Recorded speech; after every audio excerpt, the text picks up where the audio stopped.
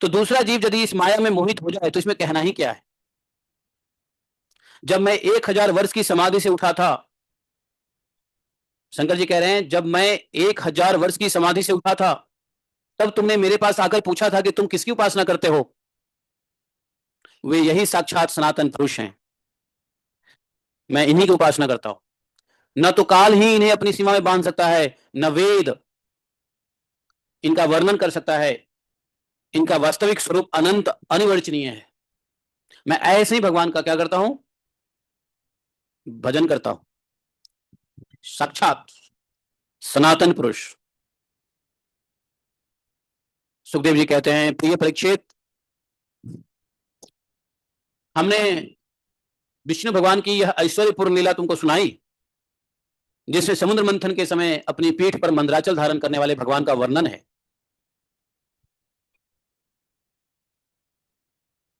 जो पुरुष बार बार इस प्रसंग को सुनता है, सुनाता है, उसका मेहनत कभी और कहीं निष्फल नहीं होता। क्योंकि पवित्र रीति भगवान के गुण लीलाओं का गान संसार के समस्त क्लेश और परिश्रमों को मिटा देने वाला है। दुष्ट पुरुषों को भगवान के चरण कमलों की प्राप्ति भी नहीं हो सकती है।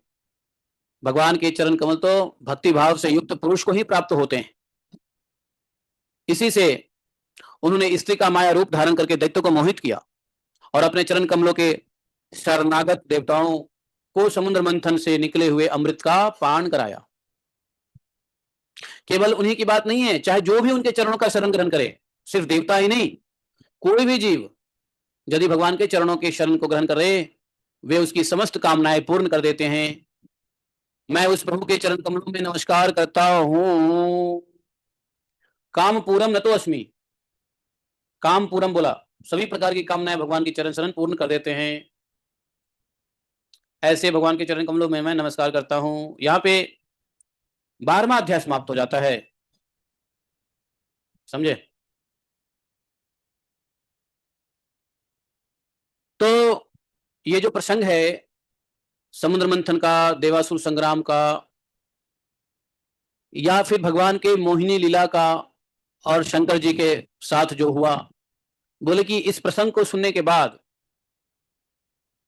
देखो, यदि कोई व्यक्ति किसी काम में मेहनत कर रहा है और मेहनत से सफलता नहीं प्राप्त हो रही है, तो कहते हैं उसको देवासुर संग्राम का प्रसंग सुनना चाहिए। देवासुर संग्राम का प्रसंग सुनने से मेहनत सफल होता है। यदि किसी को लगे कि मैं काम कर रहा हूं, मेहनत कर रहा हूं,